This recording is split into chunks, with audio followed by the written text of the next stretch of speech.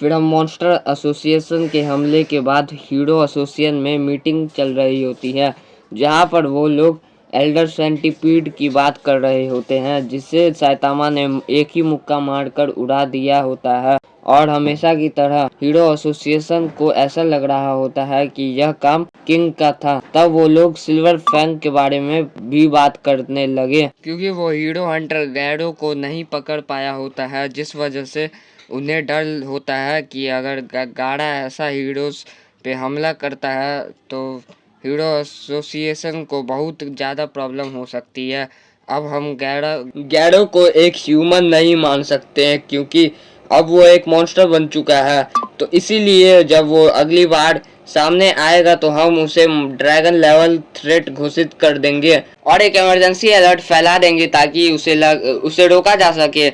तभी कुछ लोगों को ये आइडिया पसंद नहीं आता और उन्हें लग रहा होता है कि एस क्लास हीरोज तो गाड़ो को रोक ही लेंगे, पर सीच को पता था कि गाड़ो एस क्लास पर भी कितना ज़्यादा भारी पड़ सकता है। वैसे ये बहुत ही बुरी बात है कि सिल्वर फैंग गाड़ो को नहीं मार पाया, पर उसने काफ़ी ज़्यादा इंजर्ड कर दिया, जिसका मतलब वो मॉन्स्टर एसोसिएशन का साथ नहीं दे सकता, क्योंकि वो बहुत ही ज़्यादा इंजर्ड है। इसलिए हम उसे जीत मान सकते हैं। तो हीरो एसोसिएशन का टॉप एक क्लास एस मेंबर ब्लास्ट को बुलाने की बात करता है, क्योंकि ब्लास्ट एक बहुत ही ताकतवर इंसान था। ब्लास्ट ने अभी कुछ भी नहीं किया होता है, पर सीच ये चीज़ जानता था कि ब्लास्ट मना कर देगा, क्योंकि वो अपनी मर्जी से ही किसी भी हीरो एसोसिएशन का काम करता है, जिस वजह से उसे कोई भी ऑर्डर नहीं मिल सकता है। और ऊपर से ब्लास्ट की आइडेंटिटी भी सीक्रेट रखी जाती है, क्योंकि वह इस ट्रीटमेंट के काबिल नहीं हुआ था। पर अगर ह्यूमैनिटी को उसकी ज़रूरत पड़ेगी तो वो ज़रूर आएगा और फिर सबको बचाएगा। तो हीरो एसोसिएशन का एक स्पॉन्सर नारिंगी उन्हें ब्लास्ट को अभी बुलाने के लिए कहता है, क्योंकि मॉन्स्टर एसोसिएशन ने उसके बेटे को किडनैप कर लिया होता है और मॉन्स्टर एसोसिएशन ने हीरो एसोसिएशन को सिर्फ उसे बचाने के लिए 3 दिन का ही वक्त दिया होता है, जिसमें से 1 दिन पहले से ही बीत चुके होते हैं।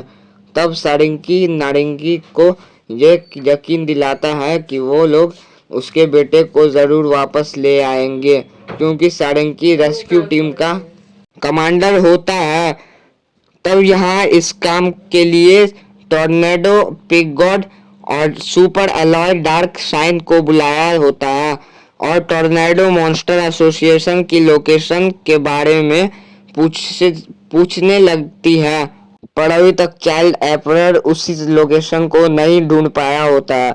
मॉन्स्टर एसोसिएशन का हाइड आउट सिटी जेजेड के घोस्ट टाउन में है ना, तो चलो फिर उसे उड़ा देते हैं। नहीं, हम ऐसा अभी नहीं कर सकते हैं, अभी भी वहाँ पे नारिंगी का बेटा कैद है, जिस वजह से वो भी मारा जा सकता है। तभी ताकिन उन सबको बताता है कि ड्रैगन नाइट अकेले ही इन्वेस्टिगेशन करने चला गया, क्योंकि उसे अपने आप पर बहुत ही ज़्यादा कॉन्फिडेंस था, पर अब वो कहीं गायब हो गया था और हीरो एसोसिएशन भी उसे ढूंढ नहीं पा रही थी। तब टॉर्नेडो जल्द से जल्द मॉन्स्टर एसोसिएशन पर हमला करने की बात करती है, पर सांकी उसे बाकी टीम के आने तक का इंतजार करने को बोलता है।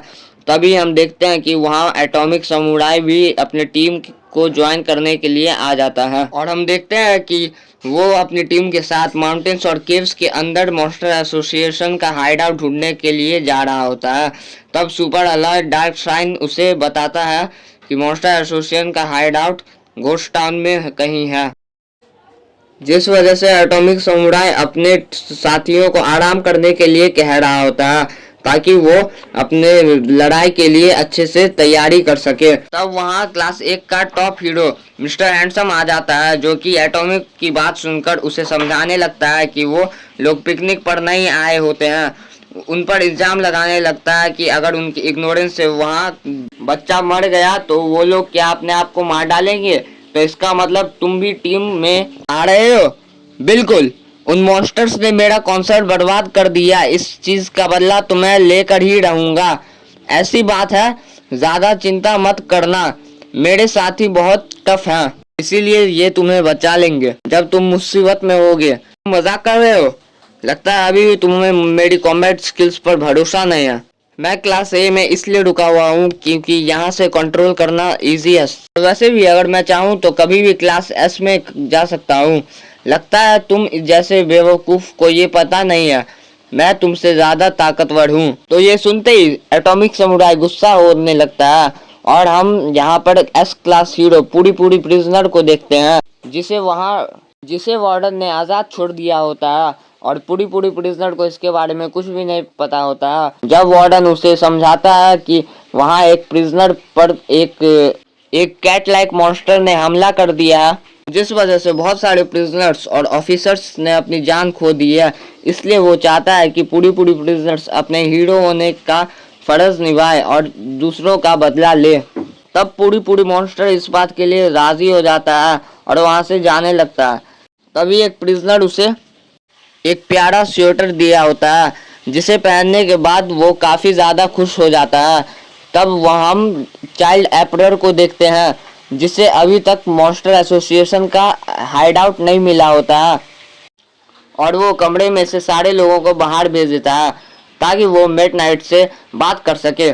मेटल नाइट को गाइस यार जो ये आवाज थी वो मेरे भाई की थी, अभी ये मेरी आवाज है। और गाइस बताना आवाज कैसी है। और ये थी एपिसोड 1 का आधा ही था, सिर्फ ये एपिसोड 1 था। और एपिसोड 2 चाहिए तो भाई कमेंट में बताना एपिसोड 2 चाहिए कि नहीं। और आप लोग को है ना दूसरा एनीमे भी देखना होगा तो बताना कौन सा एनीमे आप लोग को दिखाना है, क्योंकि सीजन 3 एपिसोड 1 नहीं था। ये मेरी पहली वीडियो, तो सपोर्ट करना, लाइक और सब्सक्राइब करना। और पार्ट 2 जल्दी आने वाला है, 1-2 दिन में आ जाएगा। और एपिसोड 2 जैसे आएगा तो मैं एपिसोड 2 भी दिखा दूंगा। और कमेंट में बताना भूलना मत कि कैसा था वीडियो। अच्छा हो तो लाइक कर देना।